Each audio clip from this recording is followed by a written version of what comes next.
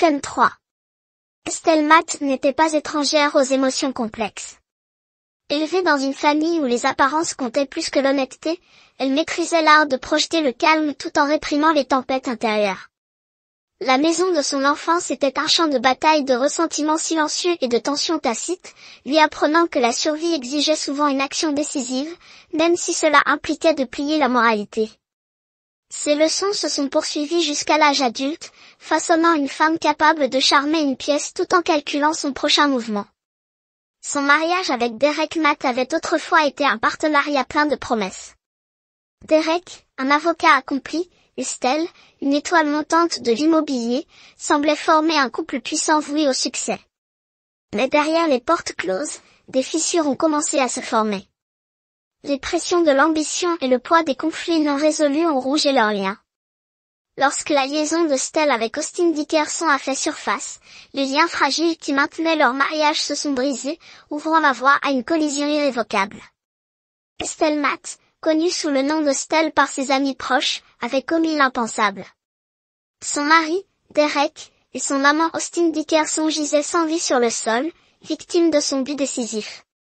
Pendant un moment, elle resta figée, aux prises avec le poids de son prochain geste, affronter la prison, se suicider rapidement ou s'échapper avec l'argent, son passeport et la BMW de Dorerick étaient ses options immédiates.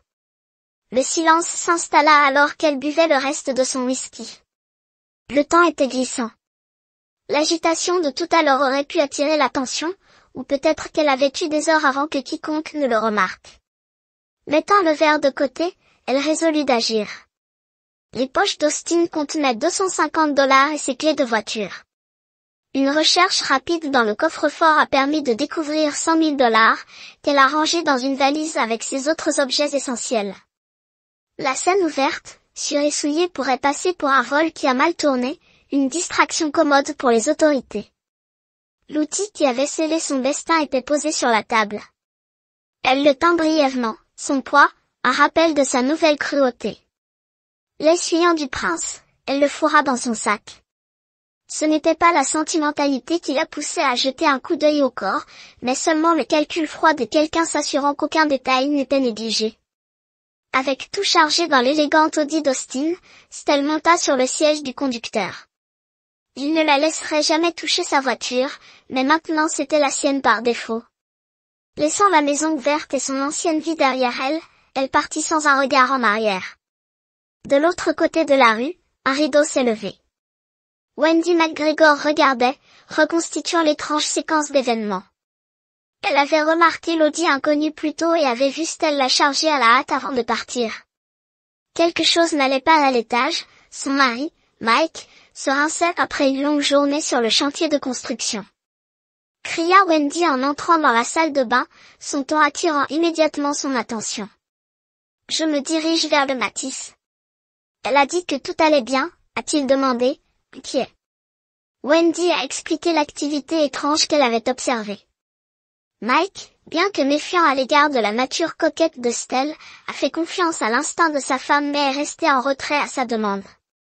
Elle a promis d'appeler si quelque chose lui semblait raté. Wendy traversa la rue et frappa à la porte du mat, d'abord doucement, puis plus fort. Lorsqu'il n'y avait pas de réponse, un malaise l'envahissait alors que la maison restait étrangement silencieuse. Lorsqu'aucun son ne venait de l'intérieur de la maison après plusieurs coups, Wendy McGregor hésita avant d'essayer la poignée de porte. À sa grande surprise, il tourna facilement. Elle entra prudemment en criant « Bonjour, est-ce que quelqu'un est à la maison ?» Sa voix résonnait sans réponse dans l'espace calme. Le silence se faisait sentir, en supposant que Derek et l'homme inconnu se trouvaient peut-être dans le sous-sol ou dans la cour. Elle s'aventura plus loin dans la maison, mais en entrant dans le salon, son souffle se coupa. Sur le sol de la cuisine gisaient 2 corps immobiles entourés de taches sombres et visqueuses. Wendy recula en titubant, luttant contre l'envie de vomir, et chercha son téléphone pour composer un numéro d'urgence. Elle a rapporté la sombre scène. C'est Wendy McGregor. Au 275, promenade North Cedar. Je suis venue voir mes voisins Derek et Stell Matt, la porte était ouverte et il y a 2 corps dans la cuisine. Cela ressemble à une scène violente. Il y en a tellement partout. Le répartiteur a répondu rapidement, exhortant Wendy à quitter la maison et à attendre dehors les services d'urgence. Choquée et tremblante, elle a indiqué sa position et a accepté de rester sur place. Dès la fin de l'appel, elle a téléphoné à son mari, Mike, pour lui expliquer ce qu'elle avait trouvé. « Sortez de là maintenant », dit Mike avec urgence. « Je suis en route. » Wendy a fui la maison, son soulagement palpable alors qu'elle atteignait son allée. Quelques minutes plus tard, Mike arriva, l'enveloppant dans une étreinte rassurante. Alors qu'ils attendaient les autorités, en moins d'une demi-heure, une ambulance, une voiture de police et une berline banalisée sont arrivés. Des ambulanciers, des agents en uniforme et 2 détectives à huis clos se sont approchés des lieux. Un détective, Jacob Branson, s'est présenté ainsi que son partenaire Frank Smith à Wendy et Mike. « Pouvez-vous me dire ce qui s'est passé ?» a demandé doucement Jacob, tremblant mais déterminé. Wendy a raconté ce qu'elle avait vu, la voiture inconnue, l'homme étrange entrant dans la maison et Stell partant précipitamment. Jacob a pris des notes détaillées pendant qu'elle parlait. Pendant ce temps, les agents ont sécurisé les lieux. À l'intérieur, les ambulanciers ont découvert que Derek s'accrochait à peine à la vie. Il est vivant, mais à peine, le paramédic a informé Jacob. Et le permis de conduire manquait. Supposé. Frank a également signalé un coffre-fort ouvert, 2 véhicules toujours dans le garage et une bouteille vide de scotch single malt coûteux à proximité. Étonnamment, aucun outil n'a été trouvé. Jacob se tourna vers Frank. Le voisin a vu une femme partir dans une Audi. C'est probablement Stell Matt obtenait les numéros de plaque de Dickerson et envoyé un bolo. Elle est armée et dangereuse. Frank hocha la tête et partit alerter la dépêche. Tandis que Jacob observait la scène horrible, une sombre résolution s'installa en lui. La chasse à Stell Matt avait commencé. L'équipe médico-légale et les enquêteurs sur les lieux du crime étaient occupés à examiner la scène du Grizzly lorsque les détectives Jacob Branson et Frank Smith sont entrés sur le porche. Le corps d'Austin Dickerson était en cours de préparation pour être transporté au morgue de l'autre côté de la rue. Mike et Wendy McGregor restaient encore secoués mais attendaient des mises à jour. « Que peux-tu me dire sur les Matisse ?» demanda Jacob à Mike. « Pas grand-chose, » a admis Mike. Derek est avocat, même si je ne me souviens pas où il travaille. Stell dirige une agence immobilière, peut-être dans l'Est. Et Austin Dickerson, déjà vu ou entendu parler de lui auparavant. Jacob insista. Les McGregor échangèrent un regard avant que Wendy ne réponde. Non, si c'est l'homme qui est venu plus tôt, c'était la première fois que je le voyais. Jacob hocha la tête, offrant une carte de visite. Merci pour votre aide. Si vous avez besoin d'en parler à quelqu'un, appelez le numéro ici. Wendy a hésité avant de demander, tu veux du café ou autre chose? Non, mais merci. Jacob répondit poliment. Les McGregor sont rentrés chez eux alors que quelques voisins curieux commençaient à se rassembler à proximité. Jacob savait que le bourdonnement du quartier les distrairait. Une fois hors de portée de voix, Frank se tourna vers Jacob. J'ai mis un bolo sur Stell Matt en utilisant les plaques de la voiture. Bon travail. Jacob a dit, quelle est ta lecture? Ça ne ressemble pas à un vol bâclé. Frank a répondu, cela ressemble plus à un triangle amoureux qui s'est mal terminé. Nous devons fouiller dans leur vie, leur lieu de travail, leurs habitudes, tout.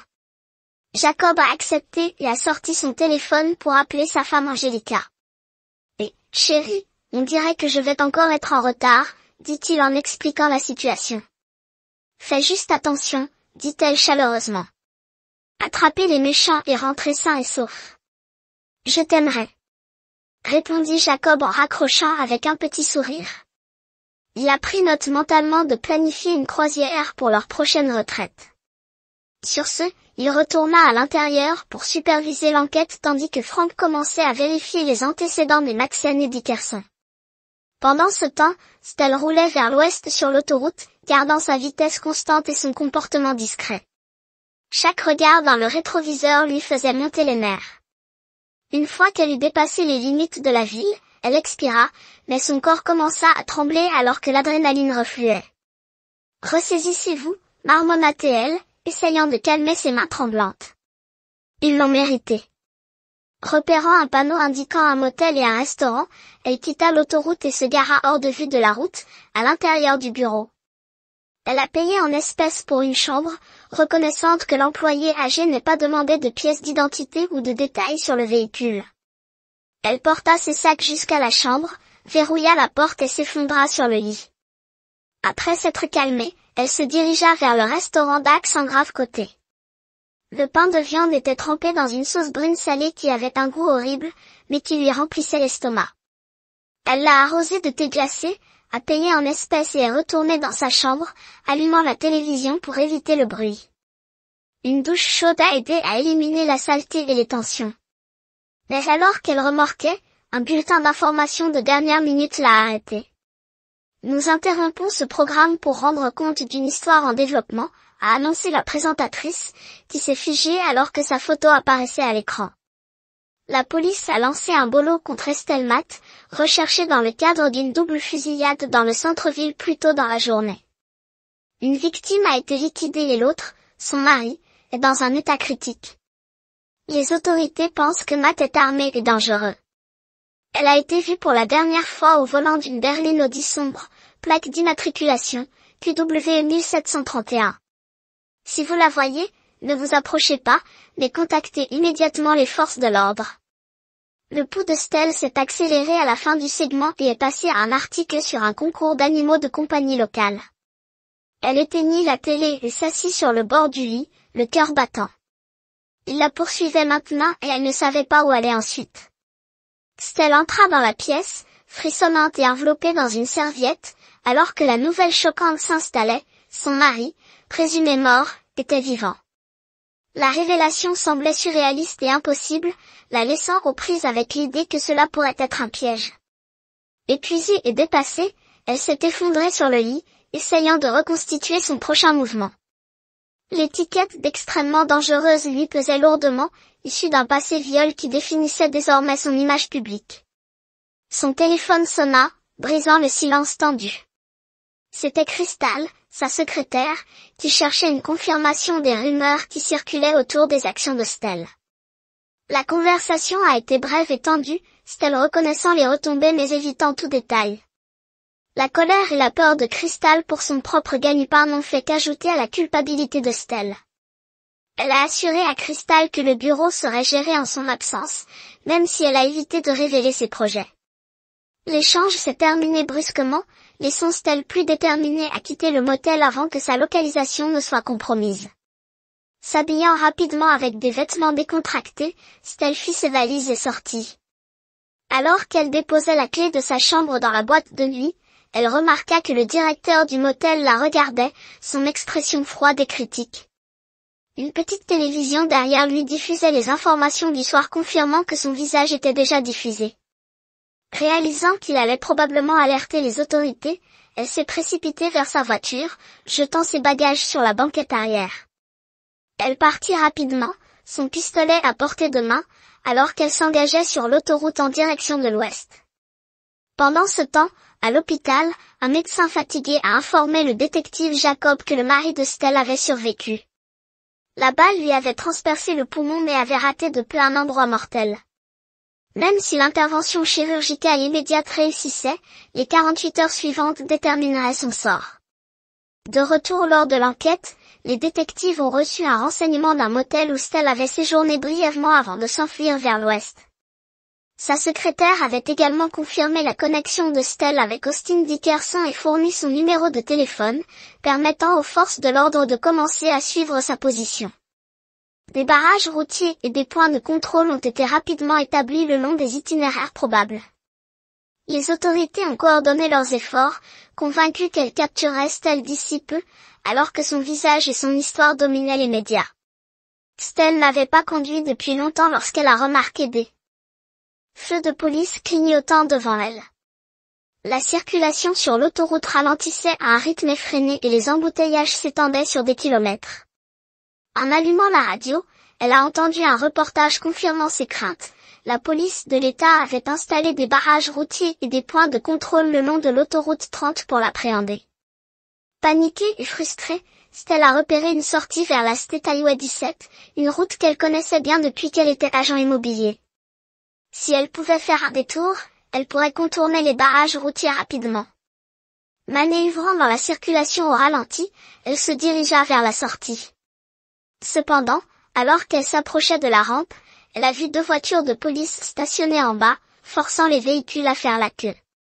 Déterminée à ne pas se laisser prendre, Stella a pris une décision audacieuse. Repérant une pente herbeuse à côté de la sortie, elle a sorti sa voiture de la route et a dévalé la pente à toute vitesse, manquant de peu un autre véhicule. Les klaxons ont retenti et les conducteurs en colère ont crié, mais elle les a ignorés et s'est précipitée sur l'autoroute 17. Sa fuite imprudente n'est pas passée inaperçue. Les adjoints du shérif ont rapidement retrouvé sa trace, les lumières clignotantes et les sirènes hurlant alors qu'ils la poursuivaient sur l'autoroute à 4 voies. Stella, montée d'adrénaline, appuyée sur l'accélérateur, se faufilant dans la circulation et brûlant plusieurs feux rouges. Alors qu'elle tournait sur Euclid Road, elle a évité de peu de heurter un piéton qui lui a cogné le capot avec colère. Sans hésitation, elle a tiré son Colt par la fenêtre, touchant l'homme et l'envoyant au sol. Riant amèrement, elle accéléra, se délectant de son déchaînement chaotique. La poursuite s'est intensifiée à mesure que d'autres véhicules de police se sont joints à la poursuite. Stella repéra une barricade de voitures de police devant lui, bloquant la route. Refusant de se rendre, elle a fait un écart sur le large trottoir, dépassant les piétons surpris. Juste au moment où elle pensait pouvoir s'échapper, une grosse camionnette a émergé d'un parking juste sur son chemin. Elle a freiné brusquement, mais il était trop tard. L'Audi est entré en collision avec le camion, envoyant les deux véhicules sur une pelouse voisine.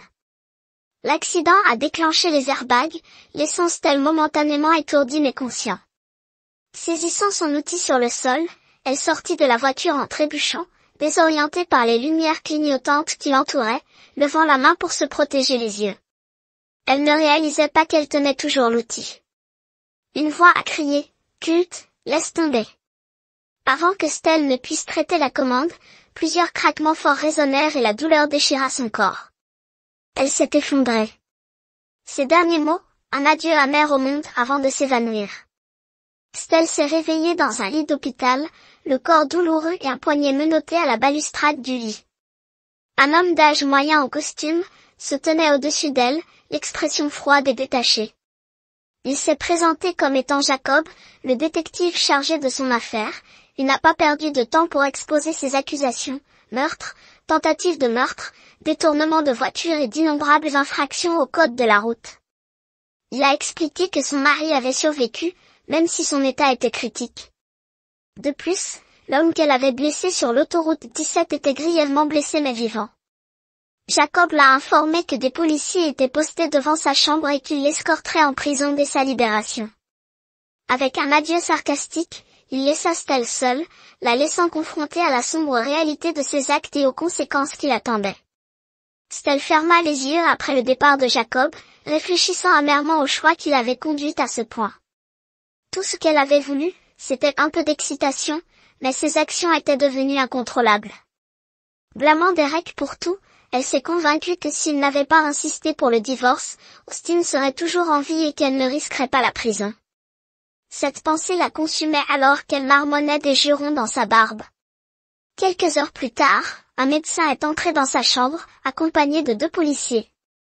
Après avoir examiné son dossier, le médecin l'a informé qu'elle sortait. Une infirmière finaliserait bientôt ses papiers de libération et les agents l'escorteraient en prison.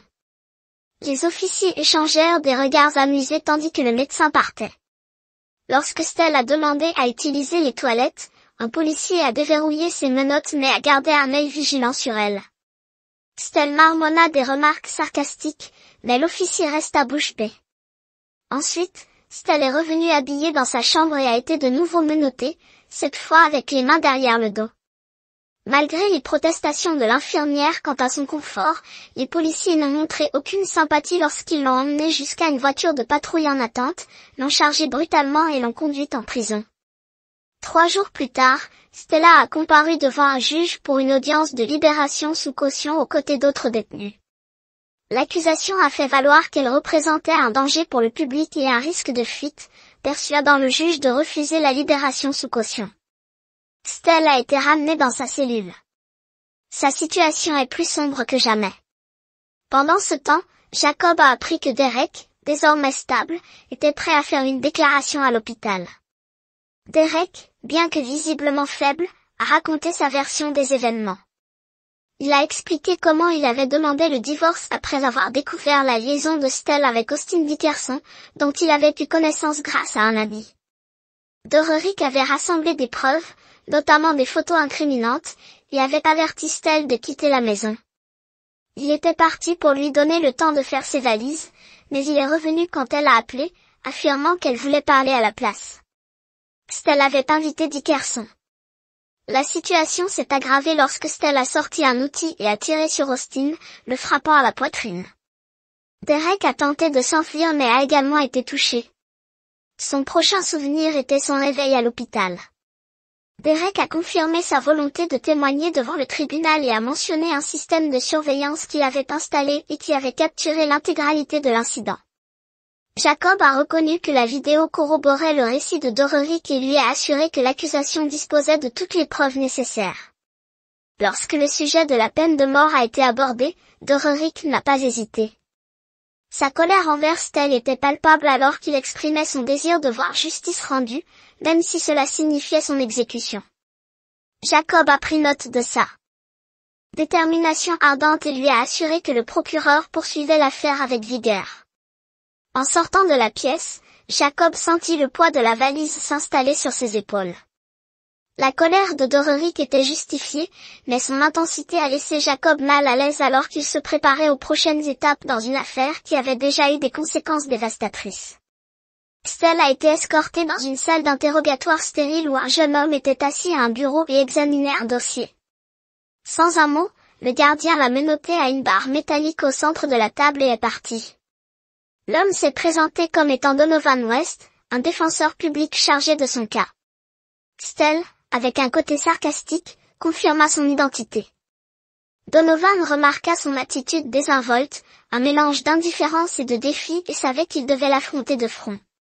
Il lui a demandé si elle comprenait les accusations portées contre elle. Stell haussa les épaules, énumérant ses crimes présumés avec un détachement troublant. Donovan n'a pas édulcoré sa réponse. Le procureur réclamait la peine de mort et si elle ne prenait cela au sérieux, sa vie était finie. Cette franchise frappa durement Stell et pour la première fois, elle sembla comprendre la gravité de sa situation. Secouée, elle a accepté de coopérer, quoique la contre-séure. Au cours des 2 heures suivantes, Donovan lui a expliqué les événements qui avaient conduit à ces accusations et lui a présenté une défense potentielle. Stell a mentionné les papiers de divorce non résolus, et Donovan a conseillé de les signer rapidement. Il a proposé de faire appel à un avocat spécialisé en droit de la famille pour accélérer le processus. Stell accepta, mais avec une irritation visible, et Donovan promit de donner suite. Leur rencontre s'est terminée avec Stell reconnaissant tranquillement sa position précaire. Dans les mois qui ont suivi, Stell a croupi en prison alors que la procédure judiciaire avançait. Sa réputation est volatile et imprévisible, elle a tenu la plupart des détenus et même les gardiens à distance, la laissant isolée. Fidèle à sa parole, Donovan a contacté une avocate de la famille, Janice Hawkins, qui a rencontré Stell pour finaliser le divorce. Janice a examiné le témoignage de Dorerick et a conclu que Stell n'avait aucune chance de contester l'affaire. Elle a exhorté Stell à signer les papiers, l'avertissant que résister ne ferait qu'aggraver sa situation. À contre-séire, Stell a renoncé à son mariage, à son entreprise et même à son nom, acceptant de revenir à son nom de jeune fille une fois le divorce finalisé. Après le départ de Janice, Stell regarda la pièce vide, maudissant amèrement Derek pour ce qu'elle considérait comme sa trahison. Pour soutenir la défense de folie de Stell, Donovan a organisé une évaluation psychologique, sachant que l'accusation riposterait avec son propre expert. Stell a coopéré, se présentant comme rationnel mais profondément affecté par les événements qui ont conduit au crime. Les évaluations, bien que non concluantes, ont fourni une base pour sa défense. Pendant ce temps, Derek, se remettant lentement de ses blessures, reprit un travail limité dans son cabinet d'avocat. Des complications liées à une pneumonie l'ont renvoyé brièvement à l'hôpital, mais au moment où le procès de Stell a commencé, il était prêt à témoigner. Le procès s'est ouvert avec la sélection du jury, un processus méticuleux au cours duquel les deux équipes juridiques recherchaient des jurés qui, selon elles, favoriseraient leurs arguments. Derek regardait depuis la galerie, impressionné par la précision et la stratégie du procureur. Stell, pour sa part, restait extérieurement calme, mais le poids de ses décisions et la bataille à venir pesaient lourd. Le lendemain, Dorerick était assis dans la salle d'audience pendant que les déclarations liminaires étaient prononcées. Jack, le procureur, a exposé son cas, décrivant Stell comme un boucher calculé qui a attiré son mari et amant dans un piège mortel. Il a décrit comment elle avait volé $100 000 dans le coffre-fort, pris la voiture de son amant et s'était lancée dans un violent déchaînement. Lorsque Donovan, l'avocat de Stell, a répliqué en invoquant la folie, Dorerick a été surpris. Il jeta un coup d'œil à Jack qui sourit légèrement, insensible à la dispute. Après une pause déjeuner, Jack a commencé à présenter des preuves pendant 2 heures. Le détective Jacob a détaillé la scène du crime à l'aide de diagrammes et de photos pour étayer son témoignage. De grandes images couleur de Derek et Austin allongées dans des taches sombres et étalées ont laissé Derek visiblement secoué. Les réactions du jury allaient de la prise de notes stoïque à un inconfort évident, bien que Stell ait évité de regarder l'écran, son attention vagabondant. Donovan a choisi de ne pas contre-interroger Jacob, permettant à Jack d'appeler le commandant de la police d'État qui avait mené la chasse à l'homme contre Stell. Des images de la caméra de tableau de bord et de l'hélicoptère de la poursuite ont été diffusées devant le jury, y compris le moment où Stell s'attirait avec un outil à travers la vitre de sa voiture, frappant un passant. La nature graphique des images a suscité des halètements audibles de la part du jury. Une fois de plus, Donovan a refusé de contre-interroger. À la fin de la journée, le juge a ajourné l'audience et a renvoyé le jury. Après que Stell ait été escorté, Derek s'est approché de Jack. « Tu as fait des progrès aujourd'hui, » dit Derek, reconnaissant la présentation méthodique de son ami. Jack l'a remercié et lui a posé des questions sur son rétablissement.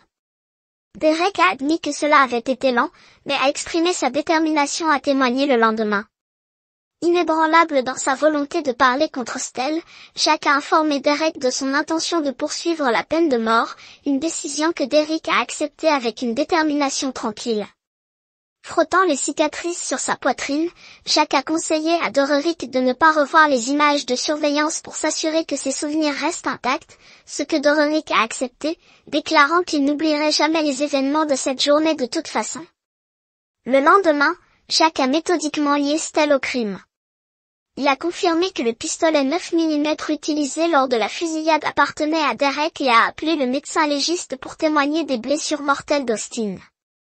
Une balle à pointe creuse tirée à bout portant lui avait transpercé le sternum, détruisant instantanément son cœur. Ryan Simpson, la deuxième victime par balle de Stell, était le prochain témoin encore en convalescence. Ryan est entré dans la salle d'audience à l'aide d'un déambulateur après avoir prêté serment. Il a raconté son expérience. La voiture de Stella avait failli le heurter à une intersection, ce qui l'a incité à crier après le conducteur. En réponse, Stella l'a injurié avant de tirer sur un poulain qui le touchait. Jack a demandé à Ryan d'identifier le tireur et il a pointé directement Stell, confirmant son identité pour le jury. Donovan, qui avait évité de contre-interroger les témoins précédents, s'est finalement levé pour interroger Ryan.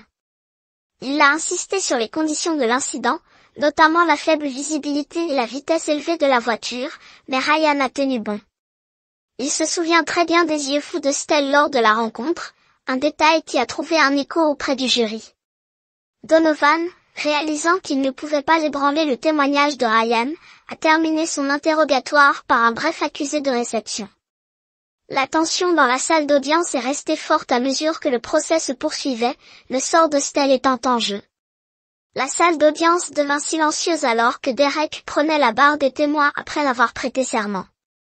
Il s'assit avec rigidité, évitant le regard de Stell alors que Teresa Callahan s'approchait pour commencer l'interrogatoire. Elle a commencé par des questions de routine sur son rétablissement, avant d'orienter la conversation vers la nuit de la fusillade. Dorerick a raconté les événements avec méthode. Stell avait été bouleversée après avoir reçu des papiers de divorce plus tôt dans la journée, mais il était parti pour lui laisser le temps de faire ses valises.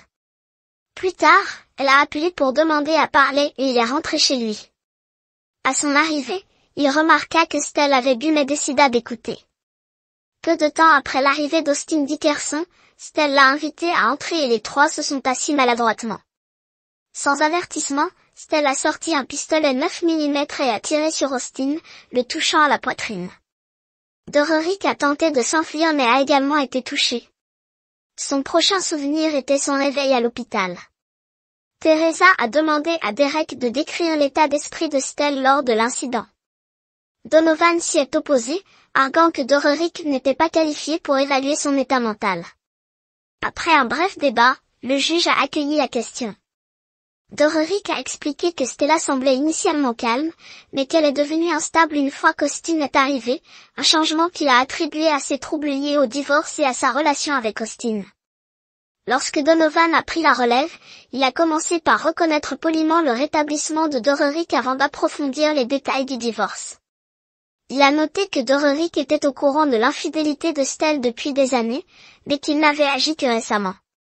Dorerick a admis qu'il avait espéré que Stell changerait, mais il a finalement réalisé que le cycle ne se terminerait pas. Donovan a souligné que Dorerick avait méticuleusement établi une fiducie qui laissait Stell sans rien, ce qui impliquait un effort calculé pour la coincer.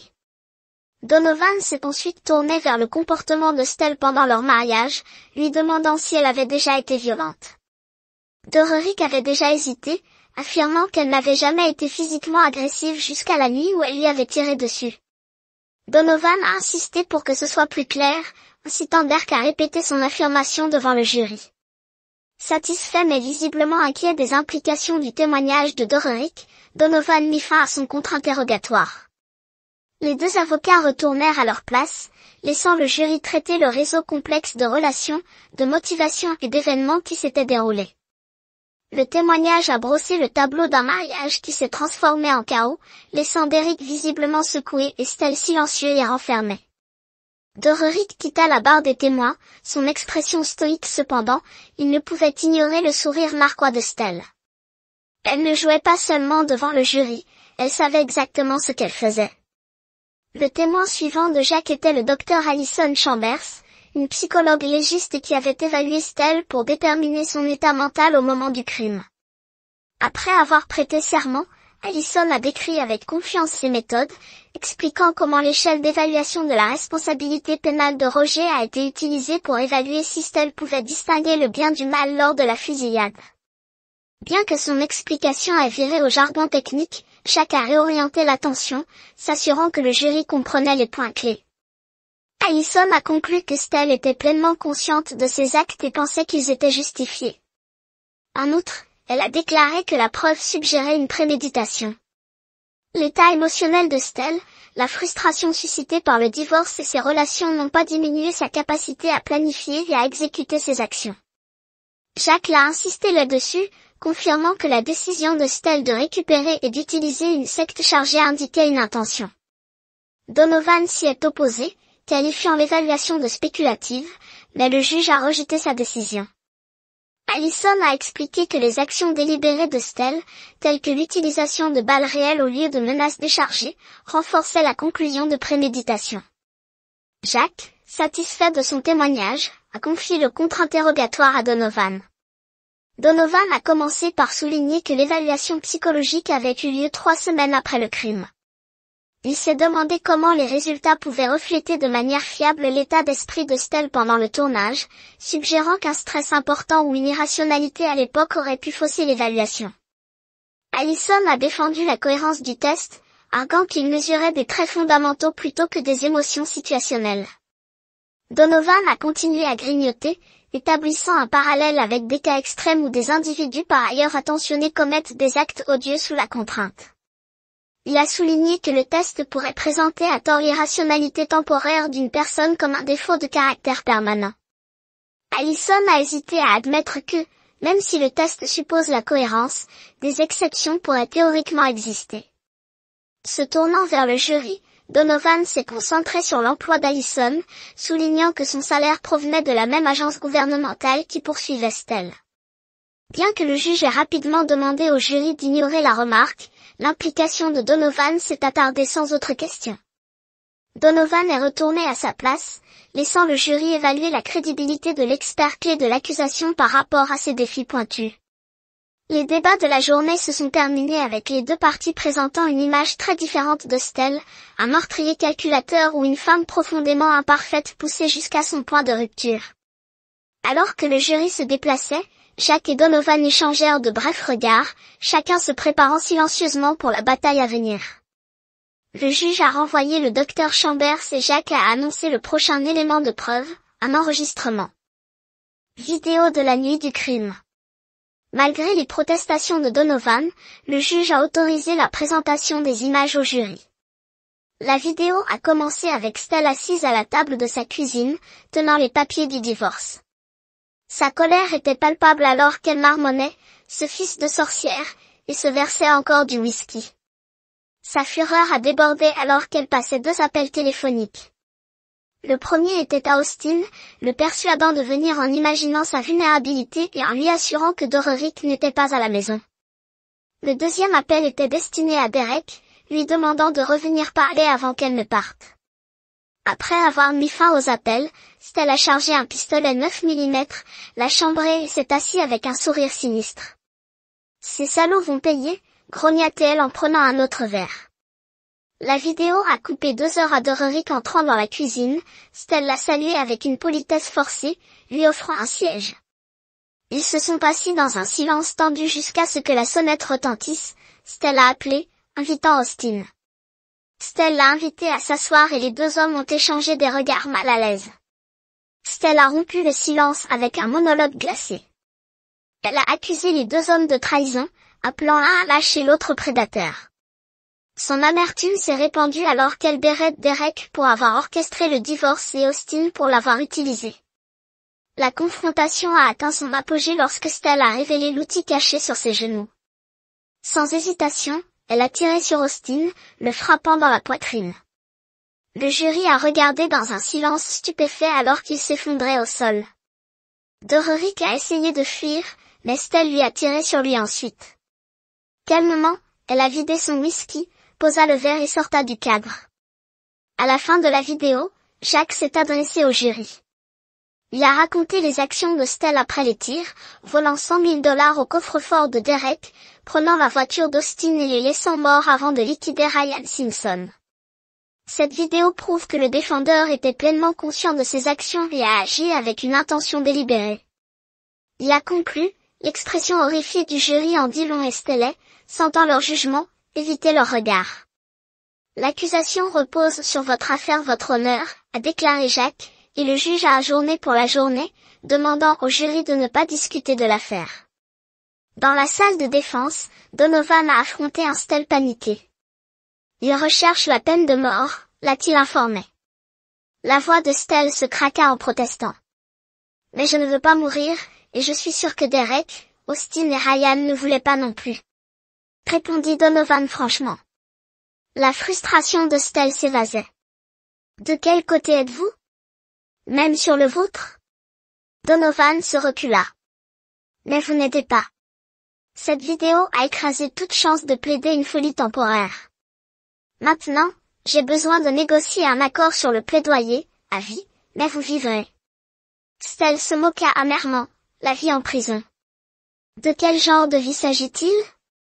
Ne puis-je pas expliquer au jury à quel point je ressensais et désespéré que je ressentais? Peut-être qu'il comprendrait? Donovan secoua la tête. Vous mettre sur le stand serait un désastre. L'accusation vous déchirera pendant le contre-interrogatoire. C'est trop risqué. Stell s'est effondrée dans le silence, son expression sombre. Il n'y a donc pas d'espoir, murmura-t-elle. Donovan n'a pas fait de sucre la vérité. Vos chances ne sont pas bonnes, mais je ferai tout mon possible pour vous garder en vie. Stell regarda le mur, son visage pâle de peur. J'ai vraiment fini, n'est-ce pas? Donovan n'a pas répondu. Son silence a tout dit. Jacques a rejeté le plaidoyer de Donovan pour un accord, déclarant fermement, il est trop tard pour cela. Votre client a délibérément planifié et exécuté ces crimes. Je ne peux pas ignorer cela. Malgré l'insistance de Donovan sur la condamnation à perpétuité, Jacques a tenu son terrain. Je te respecte, Donovan, mais ce n'est pas un cas où nous pouvons faire des compromis. Je te verrai devant le tribunal. Le lendemain, Donovan a commencé à présenter la défense de Stell. Il a appelé des témoins de caractère qui ont témoigné de son professionnalisme et de son comportement stable avant les tirs. Jacques, ne voyant aucune valeur en contre-interrogatoire, laissez-les parler sans défi. Le principal témoin de décharge, cependant, était le docteur Jacqueline Convincia, un psychiatre qui avait évalué Stell. La docteure Conmined a témoigné que Stell avait été submergée par la perte soudaine de son mariage, de ses relations commerciales et personnelles, la laissant dans un état désespéré et irrationnel. Elle a soutenu que Stell n'avait pas pu discerner le bien du mal au moment des tirs et est probablement restée instable jusqu'à son arrestation. Donovan a utilisé cela pour étayer sa revendication de folie temporaire. Lorsque Jacques a contre-interrogé, il a déplacé l'objectif, mettant en évidence la critique de Drkinket des méthodes d'évaluation médico-légales établies. Il a remis en question sa crédibilité. N'est-il pas vrai que vous avez écrit des essais controversés soutenant des vues extrêmes, a demandé Jacques, lisant un passage de son travail précédent prônant le rejet de la masculinité oppressive. La docteure Consincide a hésité, reconnaissant son passé troublé lors d'un divorce difficile mais minimisant sa pertinence. Jacques a appuyé plus loin, lui demandant si elle croyait toujours à de telles idées. Sa vague réponse a laissé le jury sceptique quant à son impartialité. Jacques, sentant les dégâts a été faits, a conclu son interrogatoire avec un merci poli, laissant Drkinket visiblement agité. Après une brève récréation, le procès a repris avec des arguments de clôture. Jacques a méthodiquement récapitulé l'affaire de l'accusation, mettant l'accent sur les actions délibérées de Stell attirant son mari et son amant dans un piège mortel, volant de l'argent et fuyant. Il a souligné la nature calculée de ces crimes, renforcée par la preuve vidéo accablante. Ce n'était pas un délai momentané, c'était un meurtre froid et délibéré, a-t-il conclu, laissant le jury visiblement influencé. L'argument de clôture de Donovan a été mesuré mais tendu. Il n'a pas nié les actions de Stell mais les a encadrées à la suite d'une détresse émotionnelle extrême. Citant le témoignage de Drkinket, il a soutenu que la vie de Stell s'était déroulée en une seule journée, la poussant à un point de rupture irrationnelle. Je ne demande pas le pardon, je comprends juste. Il a plaidé chaud merci à quelqu'un qui a tout perdu. Le contraste entre les deux arguments était austère. Au moment où les deux parties se sont reposées, il était clair que le jury était confronté à une décision monumentale qui déterminerait le sort de Stell. Le jury a délibéré pendant 2 jours, examinant les preuves et les témoignages, pour déterminer la culpabilité de Stell et décider des circonstances particulières qui pourraient justifier la peine de mort. Enfin, ils ont émergé leur visage sinistre alors qu'ils déposaient dans la boîte de jury. Le contremaître a remis sa décision au balef, qui l'a transmis au juge. Le juge a ouvert le document, l'a lu attentivement et s'est adressé au jury. Avez-vous rendu un verdict, a confirmé le contremaître et le juge a demandé à Stell de se lever. Debout à côté de Donovan, elle avait l'air pâle et secouée. Le contremaître a déclaré Stell coupable de toutes les accusations. En outre, le jury a convenu à l'unanimité que des circonstances particulières s'appliquaient, ouvrant la voie à une éventuelle condamnation à mort. Comme chaque juré l'a confirmé, leur vote le permettait, le sang-froid de Stell s'est effondré, Donovan a coulé dans sa chaise, battu. Le juge s'est adressé au tribunal. Matt et Stell, vous avez été reconnu coupable de toutes les accusations. Vous resterez en détention jusqu'à l'audience de condamnation à 3 semaines à partir d'aujourd'hui. Avec une frappe nette du gavel, il a ajourné la session. Stell a été libéré par 2 agents correctionnels. Trombin Donovan a suivi en silence après leur départ. Dorerick s'approcha de Jacques, tendant sa main. Merci, a déclaré Dorerick. Jacques lui serra la main. Vous êtes les bienvenus, mais la partie la plus difficile est toujours en avance. Souhaitez-vous parler à l'audience de condamnation? Oui, je pense que j'ai besoin de, répondit Derek. Jacques lui a tendu une carte de visite. Appelez ce thérapeute. Elle est la meilleure que je connaisse. Derek a empoché la carte. Merci, je l'appellerai. Il soupira, jetant un coup d'œil à la porte où Stell avait été emmenée. Tout cela pourquoi? Jacques hocha la tête solennellement, de mauvaises décisions tout autour. Ils se sont séparés et Dorerick est rentré chez lui en marquant l'occasion avec un verre de son scotch préféré. 3 semaines plus tard, Dorerick était de retour en cours pour la condamnation de Stell. Les parents et la sœur d'Austin l'ont rejoint. Visiblement sombre, Stell est apparu fragile et ébouriffé, l'air beaucoup plus âgé qu'auparavant. Le juge a ouvert la session et Jacques a fait son argument, exhortant pour la peine de mort. Il a souligné la malveillance préméditée de Stell et la dévastation qu'elle a causée. Donovan a affirmé, arguant que l'exécution ne servirait à rien et ne ramènerait pas les morts. Le juge a permis à la famille d'Austin de parler. Ses parents et sœurs âgées, bien que reconnaissant les défauts d'Austin, ont insisté sur le fait que les actions de Stell leur avaient volé un fils et un frère. Ils pensaient qu'elle méritait de payer avec sa vie. Enfin, Dorerick s'est adressé à la cour. Stell a évité son regard pendant qu'il parlait. « Votre honneur, je suis loin d'être parfait. Ma réaction à l'infidélité de mon ex-femme peut sembler extrême, mais je l'aimais assez pour pardonner ses erreurs. Je ne peux pas dormir sans les cochers de cette nuit. » Leur sincère déclaration. Avec cela, il a attiré le tribunal pendant 30 minutes, son gavel frappant brusquement avant de partir pour ses chambres. Derek s'arrêta pour récupérer ses pensées avant d'entrer dans le couloir par la fenêtre. Il a regardé le parking ci-dessous, perdu dans la contemplation. Jacques se tenait à côté de lui, inquiet.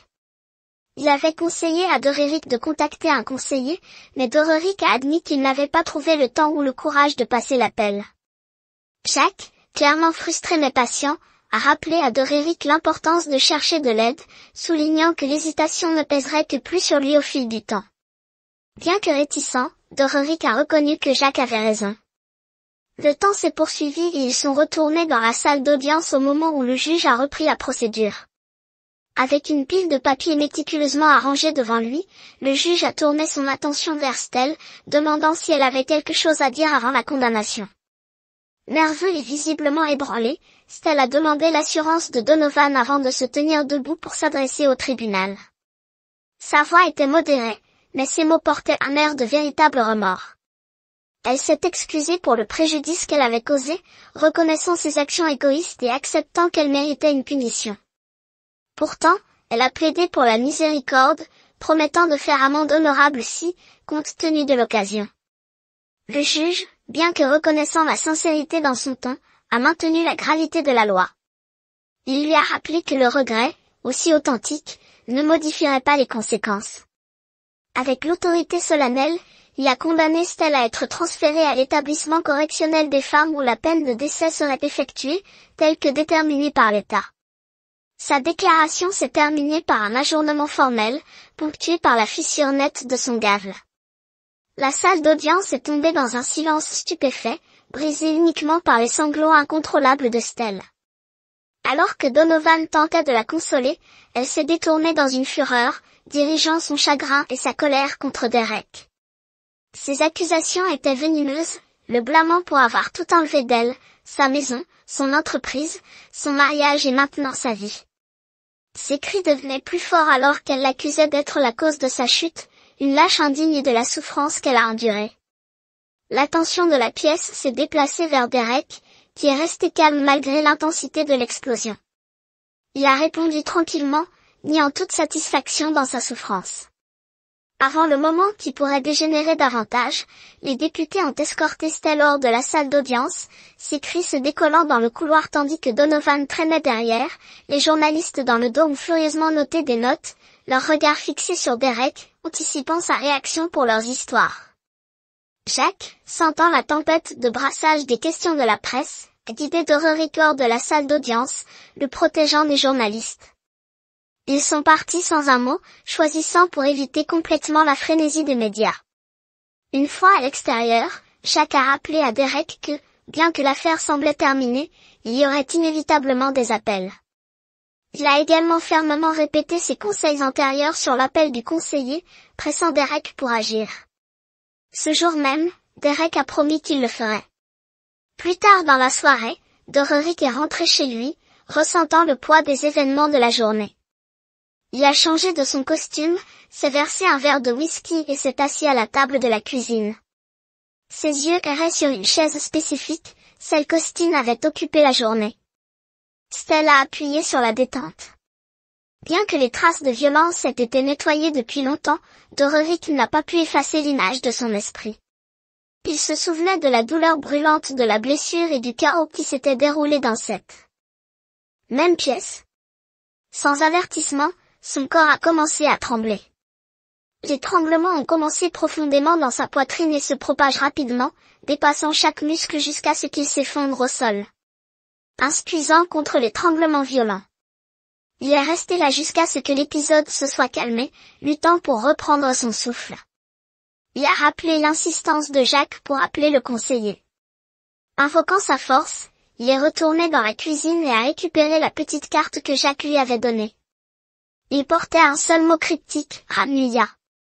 En examinant la carte, Dorerick n'a trouvé aucune autre information. D'abord, le retournant, il a découvert que le dos était vide. Quand il a regardé à nouveau le devant, un numéro de téléphone était mystérieusement apparu. Confus et intrigué, Dorerick a décroché son téléphone, qui était tombé au sol lors de son épisode précédent, et a composé le numéro. Une femme a répondu, s'identifiant comme Adrésia du bureau du conseiller Ramnia.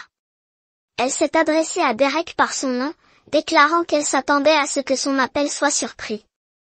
Dorerick balbutia, essayant de comprendre comment elle savait déjà qui il était. Sans hésitation, elle l'a informé qu'elle avait un rendez-vous disponible en 45 minutes et que les détails de l'emplacement étaient sur la carte. Son GPS, lui a-t-elle assuré, le guiderait précisément vers son bureau. Sa voix portait un air de finalité, ne laissant pas Derek sans déclin. Toujours perplexe par l'interaction surréaliste, Dorerick a accepté la nomination, incertaine de ce à quoi s'attendre mais obligée de suivre. Dorerick a mis fin à l'appel et a regardé la petite carte à la main, incapable de secouer la série d'événements bizarres. Le numéro de téléphone et l'adresse n'avaient pas été là plus tôt, mais maintenant ils étaient clairs comme le jour. Comment étaient-ils apparus et comment la femme à l'autre bout de la ligne avait-elle su qui il était exactement? Des questions se transformaient dans son esprit alors qu'il empochait le téléphone, attrapa son manteau et ses clés et quitta la maison. La douleur dans sa poitrine est devenue plus lourde à chaque moment qui passe, ce qui rend la situation entière encore plus surréaliste, comme si le traumatisme du tournage s'était mélangé à la tournure bizarre des événements pour créer un cauchemar éveillé. Suivant les instructions sur le GPS, Derek est arrivé à l'adresse indiquée et s'est retrouvé devant une grande maison victorienne. Son design orné semblait étrangement en conformité avec le quartier environnant comme s'il avait été arraché à un autre moment et à un autre endroit. Il est sorti de la voiture, a grimpé les marches grinçant vers le porche et a hésité avant qu'il ne puisse frapper. La porte s'est ouverte pour révéler une jeune femme avec un comportement poli, presque collégial, dégageant une gaieté qui se sentait à sa place.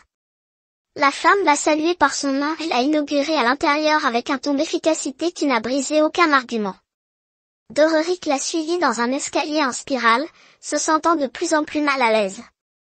Ils sont entrés dans un bureau qui était à la fois chaotique et imposant. Un grand bureau dominait l'espace et les étagères gémissaient sous le poids des livres et des parchemins anciens. La vue des rouleaux en particulier a frappé le Derek comme étrange. Quel type de conseiller a gardé des artefacts comme ceci? La femme a fait un geste vers une chaise et lui a offert du thé. Hésitant mais poli, Dorerick a accepté. Il ne pouvait pas secouer le sentiment que son apparence juvénile amassait quelque chose de bien plus complexe. Elle lui a remis une tasse fumante, remarquant qu'elle avait ajouté du miel, sachant que c'était sa préférence. Le malaise de Dorerick s'est approfondi alors qu'il sirotait le thé, se demandant comment elle pourrait connaître un tel détail à son sujet.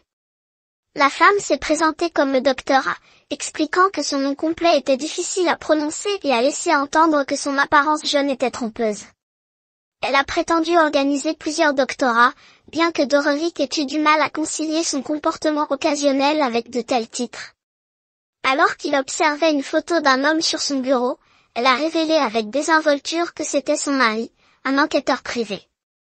Cette révélation a envoyé un frisson à travers Derek alors qu'il se demandait si sa connaissance de sa vie provenait de la surveillance. Lorsque Dorerick l'a interrogé, le docteur a admis qu'elle suivait son cas depuis un certain temps et avait orchestré la recommandation de Jack. Sa franchise l'a énervée, surtout lorsqu'elle a évoqué des détails sur son ex-femme Stell, sa tentative sur sa vie et le meurtre de son amant.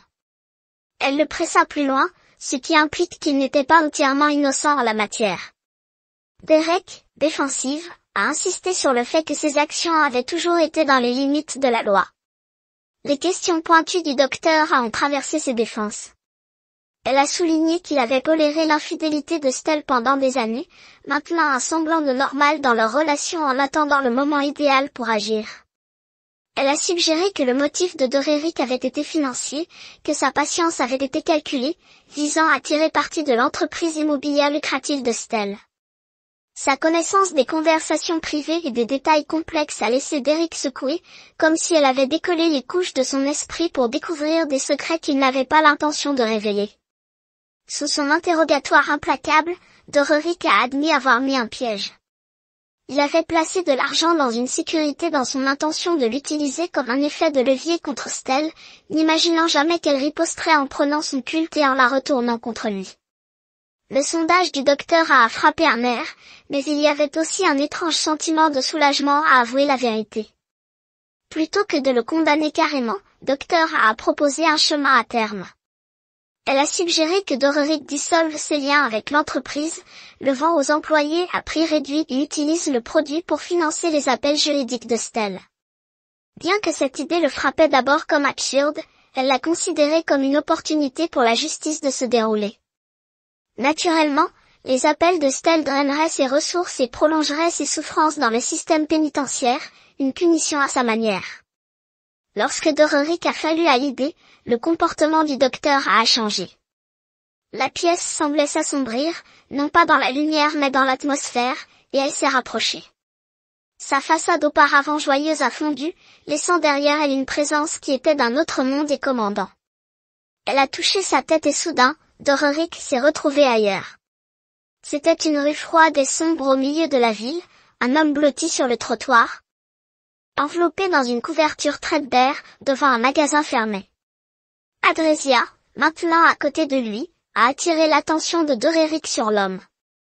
Quand il s'est approché, Dorerick a reculé, la silhouette ébouriffée avec une peau fissurée et une barbe sale et scraggy était indubitablement lui-même. Adresia a expliqué que c'était un résultat possible de sa vie s'il continuait sur son chemin actuel. La vision secoua Derek à son cœur, le forçant à affronter les conséquences de ses choix. La clarté troublante dans ses mots lui a fait réaliser que ce n'était pas une question de justice. Il s'agissait de se sauver d'un avenir qu'il n'avait pas encore bien compris. Dorerick s'est réveillé de la vision avec un cœur battant.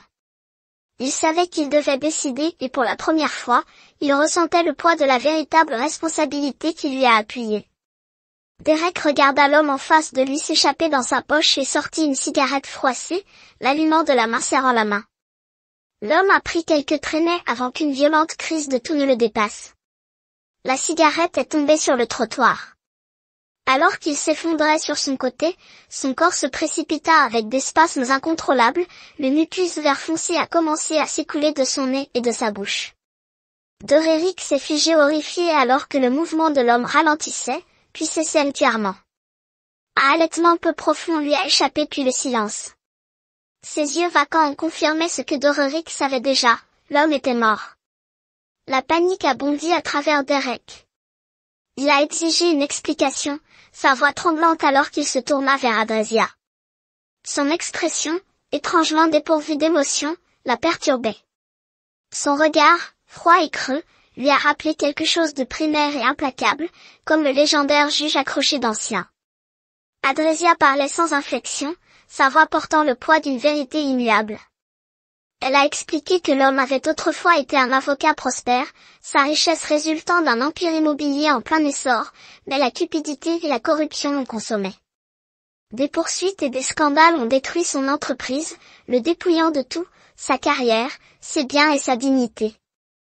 Pendant 10 ans, il a vécu dans les rues, réduit à la suppression de la survie, jusqu'à sa mort ignoble sous les yeux de Doreric.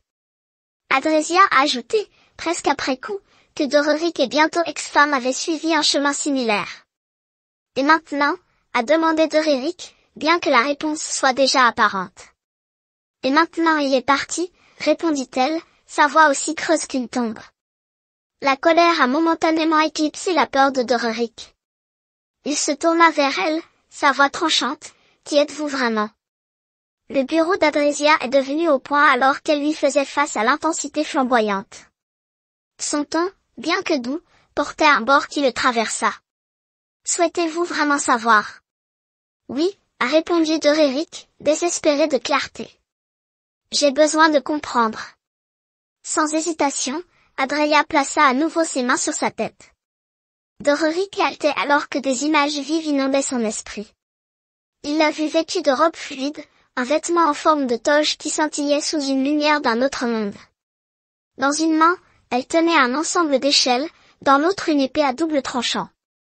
Ses pieds reposaient sur une masse tordue de serpents, leurs crocs claquant alors qu'ils se crissaient les uns contre les autres.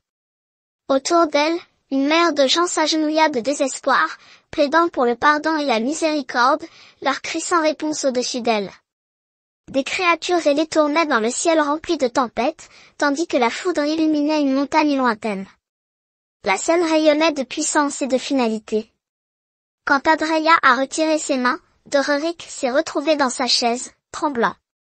Son souffle est venu en bref, inégal éclat en la regardant, sa peur désormais écrasante. « Voyez-vous maintenant, Derek ?» a-t-elle demandé, sa voix calme mais inflexible. « Oui, » balbutia-t-il. « Je comprends, mais pourquoi faites-vous cela ?» L'air dans la pièce s'élourdit, sa présence seule commandant la révérence. Bien qu'elle ne bouge pas, Doreric a ressenti la même énergie nette que si elle tenait encore cette épée menaçante. Adrésia a expliqué que dans des circonstances normales, elle n'interviendrait pas. Son objectif était de se concentrer sur les cas d'injustice grave, où les victimes se sont vues refuser le recours par des institutions humaines et ont crié pour justification.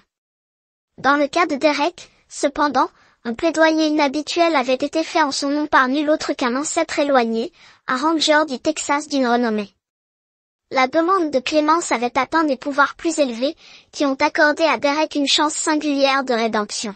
« On vous offre une opportunité, » a-t-elle dit, « une chance de changer votre chemin. Prenez-le ou laissez-le. » Doreric sentit l'énormité du moment qui lui a appuyé.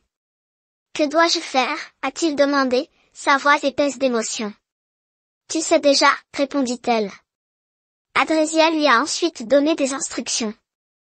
Elle lui a tendu un pot de feuilles de thé, expliquant que le boire 2 fois par jour aiderait sa récupération et calmerait les tremblements qui le tourmentaient. Ces mots d'adieu étaient à la fois un avertissement et une promesse. S'il honorait son engagement, tout irait bien, mais elle lui a assuré qu'elle regarderait, prête à intervenir s'il s'éloignait. Adrésia l'a escorté. Son dernier coup d'œil, un rappel de son examen minutieux. Derek a quitté le manoir victorien comme si un poids énorme lui avait été levé. Il a résisté à l'envie de regarder en arrière, sachant instinctivement que la maison, et quelles que soient les forces étranges la gouvernaient, ne serait plus là. Effectivement, dans son rétroviseur, la grande maison avait disparu, remplacée par la vue d'une maison modèle sombre et sans vie. De retour dans sa propre maison, Doreric a brassé une autre tasse de thé. Alors qu'il buvait, un sentiment de calme s'est installé sur lui. Cette nuit-là, il dormait profondément pour la première fois depuis sa blessure, ses rêves. Sans le spectre de son passé, Derek a commencé à démanteler la confiance qu'il avait créée pour les affaires de Stell et à plonger dans les fichiers de son entreprise. Il a regretté de ne pas avoir examiné les documents plus profondément avant de transférer son entreprise dans la fiducie. Alors qu'il passait à travers les anciens records, il a découvert des écarts et des signes de mauvaise gestion. Plus il a l'air profond, plus il est devenu évident que l'entreprise avait été un gâchis chaotique. Il s'est effondré pour sa négligence, réalisant que bon nombre des pratiques douteuses que Stell avait employées étaient toujours suivies par le personnel. Les plaintes fréquentes de Stell concernant les poursuites ont fait écho dans sa mémoire, tout comme le dicton, un tricheur dans leur vie personnelle est souvent un tricheur dans leurs relations commerciales. Déterminé à rectifier la situation, Dorerick a passé son temps libre à démêler son réseau de mauvaises décisions. Il a envoyé des paiements substantiels aux anciens clients dans l'espoir d'éviter une action en justice. Alors que les employés du bureau ont grogné les fonds qui, selon eux, auraient dû être les leurs, Derek a priorisé le contrôle des dommages sur leurs manifestations. Finalement, il a maîtrisé le chaos et a trouvé un concurrent disposé à acheter l'entreprise. Soulagé, il a accepté l'offre et a utilisé le produit pour financer les appels juridiques de Stell, tout comme il l'avait promis à Dresia. À ce moment-là, Stell avait déjà perdu son premier appel, mais son cas avait attiré l'attention d'une organisation de sanctions anti-mort et d'un groupe de défense des droits civiques qui avait pris sa cause. Dorerick a suivi en donnant l'argent à ces groupes pour soutenir les batailles juridiques en cours de Stell. Une fois la transaction terminée, Dorerick a visité Stell dans l'établissement correctionnel des femmes pour l'informer de ses actions. Quand elle est entrée dans la zone de visite, il a été surpris par son apparence. Elle avait l'air décharnée et fragile, comme si elle avait vieilli des décennies au cours des quelques mois où elle avait été incarcérée. Son cadre squelettique et ses yeux creux ont révélé que la vie en prison avait prise. Avec l'hostilité dans sa voix, Stell a demandé à savoir pourquoi il était venu.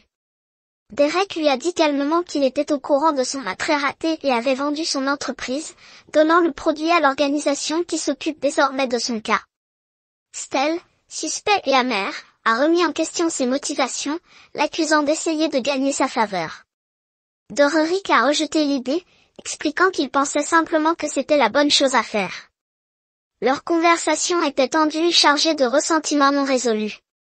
Stell a dévié les enquêtes de Dorerick sur sa santé, en déménageant sur ses conditions misérables.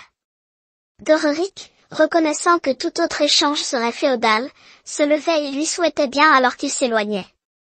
Stell a lancé une dernière insulte, mais Dorerick est resté composé. Il aurait pu rétorquer mais n'a pas vu de l'intention de s'engager davantage. Pour la première fois depuis des mois, il se sentait en paix, sachant qu'il avait réalisé son engagement envers Adresia. Des années plus tard, Dorerick s'est assis sur le balcon de sa copropriété haut de gamme, un contraste frappant avec la maison qu'il avait partagée avec Stell. Il l'avait vendue après leur séparation, trouvant le nouvel espace plus approprié pour son nouveau départ. Alors qu'il sirotait une tasse de thé brassé de la boîte qu'Adresia lui avait donnée, contenant mystérieusement 2 sacs, il a traversé le journal du dimanche. Un article a attiré son attention. L'équipe juridique de Stell avait réussi à annuler sa condamnation à mort, la faisant se rendre à la réclusion à vie sans libération conditionnelle. Cependant, avant qu'elle ne puisse être transférée dans une nouvelle cellule, les gardes ont découvert son corps sans vie dans sa couchette. Selon le rapport, elle était décédée dans son sommeil et une autopsie a révélé que la cause était un anévrisme cérébral. Dorerick se souvenait de ses plaintes fréquentes concernant des maux de tête et s'est rendu compte qu'elle n'avait pas exagéré. Il a fermé le journal et a regardé le lac tranquille devant lui, permettant à ses pensées de se promener dans les meilleurs moments qu'ils avaient partagés. Malgré ses mauvais choix dans sa vie personnelle et son entreprise, Stell avait payé un prix lourd pour ses actions. Alors qu'il était assis dans un reflet silencieux, il pouvait presque entendre la voix d'une Dresdia chuchotant dans son esprit, « La justice peut être aveugle, mais elle n'est pas stupide. » Levant sa tasse de thé avec un léger sourire, Dorerick a fait écho à son sentiment à haute voix, et elle gagne toujours. Levant sa tasse dans un toast silencieux, il a ajouté, « À la justice. »